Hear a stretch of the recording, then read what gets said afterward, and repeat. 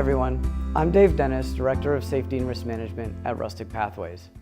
Over the past several years, we've continued to see a growing population of our participants that have a history of some type of mental health issue. Given the complexity and personal uniqueness that every situation presents, my team and I felt the need to provide some information for our program leaders on the common issues that we experience at Rustic Pathways. It is our goal to not only educate, but to provide program leaders with some tools to help manage situations in the field. Today we will be covering 4 topics: depression, anxiety, eating disorders, and self-harm or suicidal ideation. In the United States, 3.1 million adolescents, which is approximately 13% of minors aged 12 to 17, suffer from depression. 2.5% of adolescents and 5.7% of the U.S. population suffers from anxiety. And 24% of high school students have seriously contemplated suicide. So what does that mean? At Rustic Pathways, our numbers are much lower. 8.5% of our students acknowledge that they see a therapist, but inherently we know that number could be much larger. Our statistics are based on information we receive on the medical form, but it is suspected that a much higher rate of mental health histories are non-reported. I'm joined today by Dr. David Baker, Rustic Pathways Mental Health Director. Good to see you, David. Thanks, Dave. Good to be here. Okay. Dr. Baker is a psychological consultant playing an important role in responding to and supporting mental health events that we experience with our students, our chaperones, and even our staff. Thanks for joining me. Good to be here. Thank you. So, first of all, I want to talk about an element of the human condition that you can't often put in a test tube. Now, when you're dealing with medical issues, if you have a broken bone, you can take an X-ray and you can see what's wrong. You can make a diagnosis and you can provide treatment. The trouble with the psyche and mental health is that you can't often see what the cause is, so you often don't know how to treat it. But in this video series, we're going to try to help you walk through a very easy way of assessing a problem and then moving toward it to try to figure out how to work with it on program.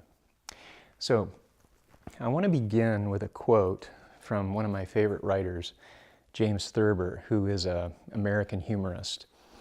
And Thurber wrote this. He said, "All should learn before they die what they're running from and to and why."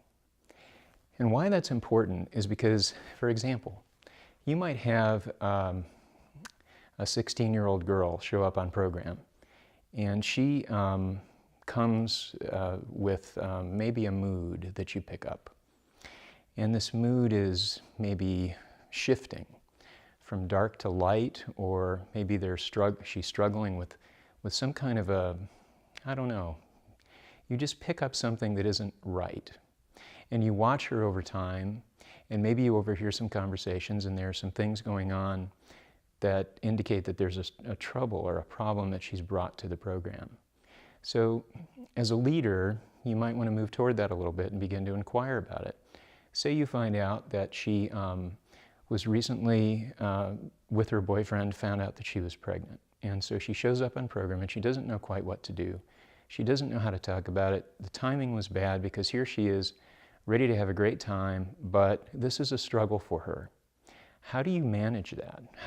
If you find that out, what are you going to do? What are you going to say? How will you try to move toward her and be with her in some profound way that can allow her to still experience the program, hopefully keep her on program, and yet also not do a few things that are important, which I'd like to talk about for a minute.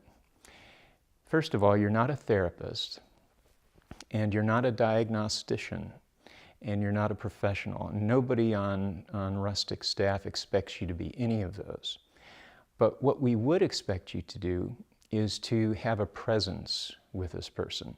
And regardless of the struggles or the concerns that we're talking about, whatever it may be, it can be anxiety, it can be depression, it can be stress, it can be any number of things, eating disorders. Whatever it is, what we're going to ask you to do, first of all and foremost, is be present. And what does that mean? Well, presence simply means showing up, really. It means listening well. It means sitting down with them and talking with them. It means keeping your eye on them. It's kind of more like you're plugging into your intuitive sense more than your intellectual sense. And even though we might not all have a sense of what our intuitive abilities are, we all have them. You wouldn't have been hired at Rustic, I don't think, if you would have been found to be lacking in acuity, mental acuity, emotional sensitivity, or the ability to be intuitive and use your skills. So we already assume you have all that. So what we're going to talk about today is how you can host this particular student or any student with any kind of presenting mental illness. Or actually, we're not even going to use the word illness because it doesn't really help to pathologize the student. We're going to talk about concerns and struggles. Same thing if you want to call them under their medical diagnostic names, but really what we're interested in here is just trying to help the student understand what they're struggling with. So what we're going to do is teach you how to host well, hosting, being with, sitting, listening, paying exquisite attention to them, and letting them affect you. We might even use the word infect, letting them infect you. With what? With their mood, their feeling, their thought. Let them get inside you a little bit and move you toward compassion, toward listening, toward caring. That's really the greatest thing that you can do for them. Again, you can't diagnose, you can't be definitive about what their struggle is, you can't heal it, fix it, but we do encourage you to be able to be with them in a profound way. So we mentioned not to fix, cure, or heal. None of those are your jobs. So what are we asking you to do? Well, one of the things in kind of a negative way is we're, in a negative way meaning don't do this, don't decompensate with the student. Whatever they're presenting with, anxiety, depression, sadness, anger, whatever it might be, somebody has to be the leader in the room, and it needs to be you. And that means that you need to maintain composure. So even though they may be really struggling, you need to be the one to not decompensate with them and stay strong, stay focused, stay present, stay calm as much as you can. Let's say that you're being affected by that student in some way and you feel like you can't stay focused. That's okay too. Just be sure to find some help, someone to come alongside you who can be in that space that we're describing. Okay, so what we want to do now is point you toward ALGEE, which you may have heard before, and I'll run through that on the slide. Assess for risk of suicide or harm, listen non-judgmentally, give reassurance and information, encourage appropriate professional help, and then encourage self-help and support strategies. So just to hit those very, very quickly, assess for risk of suicide or harm. The most important thing is to determine, are they a risk to themselves, to hurt themselves, or someone else? And the someone else part is really important because we want to pay attention to the effect that that person's struggle is having not only on themselves, not only on the staff, but on the other students around them, because it can affect the whole demeanor of the experience for the other students. So secondly, we want to listen non-judgmentally. We talked about that. If you can be present, you can host them, you can be compassionate and caring, show some tenderness. And how do you do that? You can do that by active listening. That is, if they say something, you repeat it back in your own language to make sure that they've been understood and that you understand them. And then give reassurance and information.